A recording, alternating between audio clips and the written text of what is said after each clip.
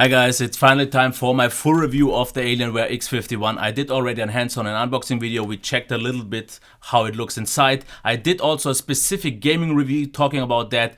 Right now, what I want to talk in the full review is the following. I will talk about the expandability, I will talk about the value if you should buy or maybe build on your own, talk about the noise level, heat level, and also the performance. So let's actually start with the device itself and look at it. Now, here it is. As you can see, it is quite small, definitely quite really nicely compact.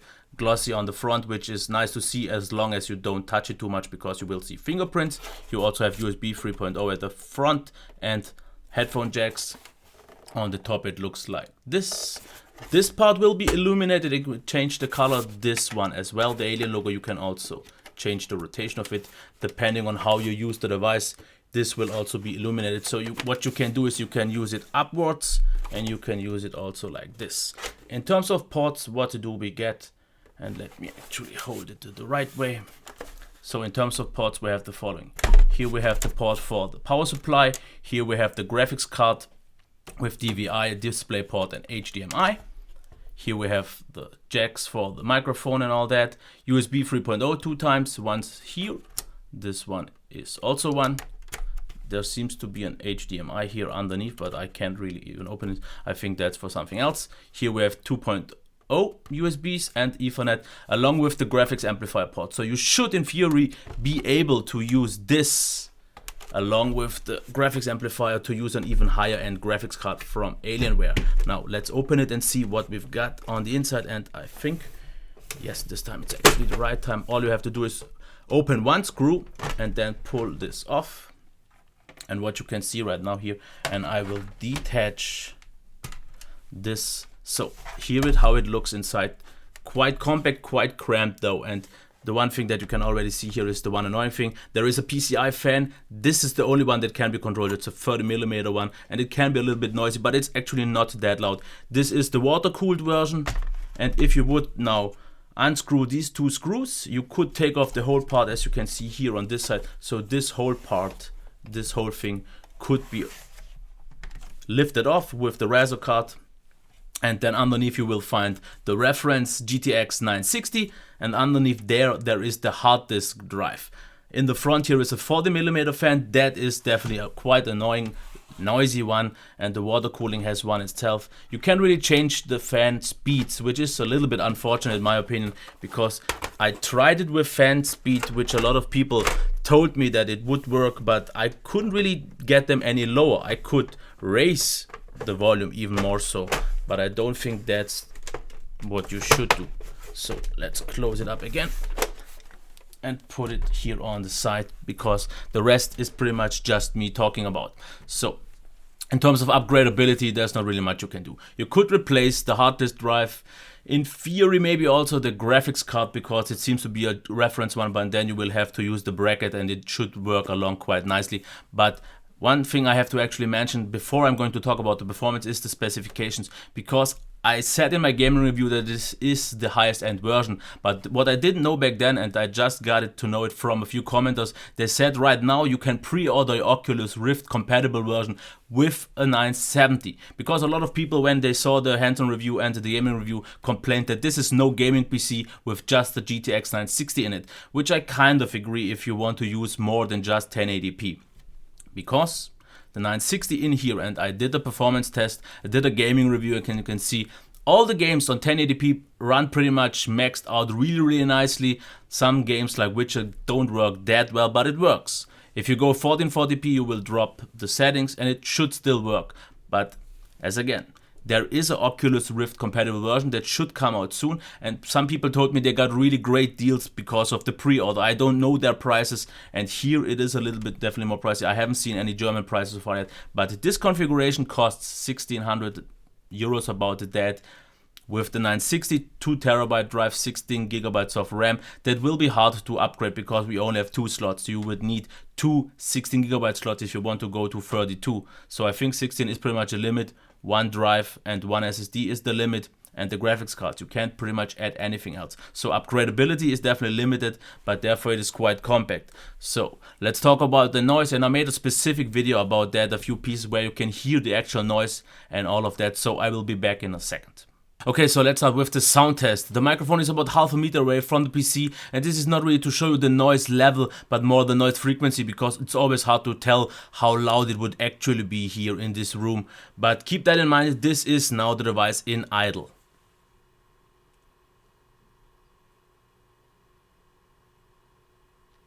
So there are quite some vibrations going on, which you maybe can't hear so much right now in the video, but this device is really prone to be heard due to the frequencies of the vibrations actually. So I've been running an i7-6700K GPU and CPU stress test for about 7 minutes now. This is the noise level now. It reached already CPU temperatures and GPU temperatures of a max of 70 degrees, both averaging at this level for now.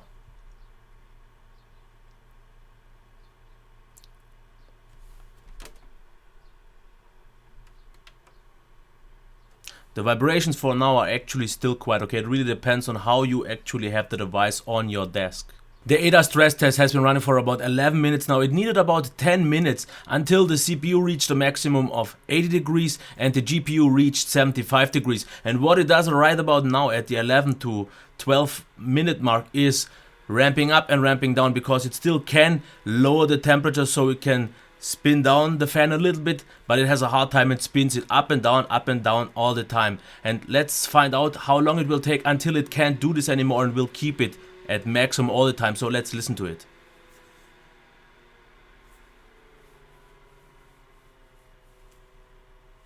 Now it's down and it's already going up again.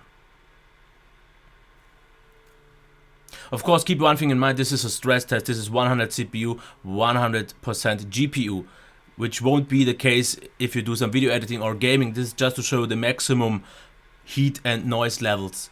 In a game and in a normal environment, it won't be that drastic, but after a longer period of time, once everything heats really up, then you will have to live with this noise.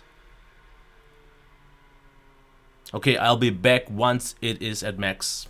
So the test has been running for more than 20 minutes now, and I don't think much is gonna happen now. We've reached a GPU max of 75 degrees, and it's also idling at about 75 now. Same goes for the CPU, also 75. I've reached a max of 81 degree. Yesterday I reached 85, so maybe because of the different temperature in the room. Yesterday it was a little bit warmer here, so I think that's pretty much all that's gonna happen. This is pretty much the maximum noise level. It still jumps up and down all the time, as you can see here. So I will break off the test now, just so you can see how quickly it will go down with the noise level again. So it should happen quite soon. Temperatures are already okay. They are already down to the 50s, where they usually are. So they hover around 40-50 degrees Celsius. It always depends on the room temperature, because right now it's quite cool, so it will cool down quite early. That's it for the heat and noise level. A little bit of a conclusion.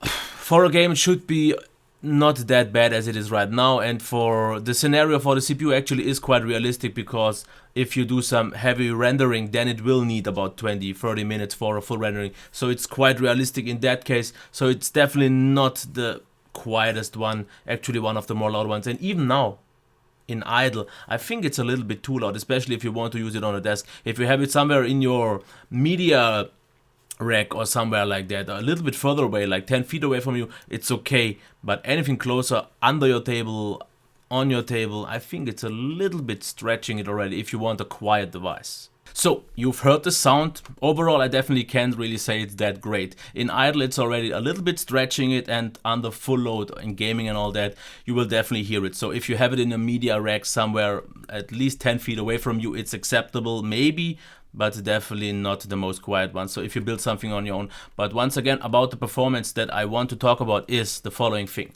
I've talked about the gaming, but what about the normal use? So what it claims out of the box is an overclock up to 4.4 gigahertz, but this is a little bit misleading, because my personal device is considered to be overclocked to 4.6, but this is on all 4 cores. So I also have an i7-6700K overclocked to 4.6 on all cores. What we here have is of overclocked to 4.4 on 1 core, because if you have it on all 4 cores, it's only 4.2. So that's the little bit of misleading part, because out of the box You have 4 gigabytes on all cores, and if you have it overclocked, you pretty much only get 200 megahertz more.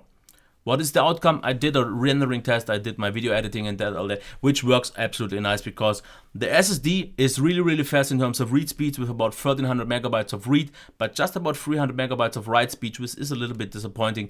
The hard disk drive on its own gets the job done quite nicely, but it's nothing groundbreaking. But about the rendering performance, I did the test with 4 gigahertz, and the 5-minute clip needed about 5 minutes and 55. With the overclock, it needed about 5 minutes and 38. My personal rig, overclocked to 4.6 GHz with a GTX 970, needed 5 minutes and 5. So you can see there is definitely a difference, but this is still totally capable if you want to do some rendering. But do it maybe with headphones because it will be noisy. So that's it in terms of performance. You can 1080p, you can render, you can do pretty much everything really nicely. The noise, I talked about that as well. So what about the value? And let's get one thing out of the way real quick and straight out of the box.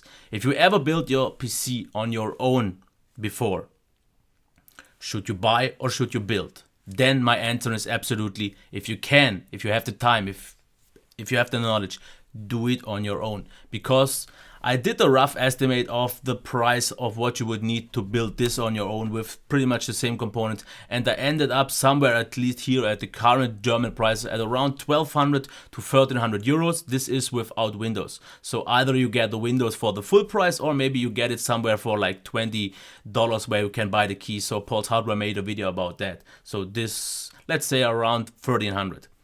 This configuration costs here about 1650 with the 960. So you see there's a lot of room. If you build on your own, you can also make it a lot quieter. You have more upgradability options. You have all that. So you will definitely get a better value. You can at least put in a 970 for that price point. But there are a few people, a lot of people actually, and I saw this from the comments, that don't have the time, don't have the knowledge, and just don't want to build on their own. They want something compact, they don't want to really think about it much, just put it somewhere and use it. And then this device is legit because the performance is absolutely there. Components and all have been nicely built, it's rugged. The one thing though that is the BIOS, which is really limited. You can't pretty much do anything. You go into it, you can change the overclock from 4 to 4.2, which would be 4.2 to 4.4 if you ask Alienware. Change the boot order, and that's already pretty much it. You get a few Alienware software where you can change the lighting. You have an OC overclock where you can also see the fan speed, but you can't really change anything but the Pci Fan speed. That's it. So in terms of software, I would have expected a little bit more if we are talking about a gaming PC already here. And a lot of people said, no, if you have something that is a gaming PC, you definitely need at least a 970. So this configuration maybe isn't the perfect one for everyone. And if you want something a little bit more future-proof, if you want to go for a VR headset, go for the 970. The 960 though, if you want to just use it for 1080p gaming on your HD PC, on your TV maybe, it's definitely suited for that. But once again, I said that already, the value isn't the best, the noise level isn't the best, performance is absolutely nice, and it's really compact. I'm not really quite sure what else to say because this is my first desktop review, also gaming desktop review. So if you have anything to add, if you have any questions, just leave them down in the comments and I will try to answer them as good as possible. Other than that, I think I've pretty much covered everything. If I haven't, maybe tell me early enough and I could make a second video or so to cover that, but I think I've said all. Because if we talk about the design build, it's really nicely done. We have all the ports, all is good. If you talk about performance, it's absolutely there. It's a little bit overclocked, it's okay. If you talk about the noise, then it's a little bit on the slightly more annoying side, definitely more noisy side for sure. Value isn't the best, but if you consider, let's say, a price of 1300, if you get a good deal, because here in Germany we don't really get deals on Dell devices, but I see people from the US get prices all the time, and if you get the price at around 1400 with the 970 already, with all that, the value is there. But usually you should get at least the same, if not a lot better value if you build on your own with a lot of a quieter device. So I think that's it. If you like this video, please give it a thumbs up. If you want to see more content like this, subscribe to the channel, and I would be happy for any constructive but maybe not too negative feedback because of the first desktop review. Okay, so that's it. Until next time, bye.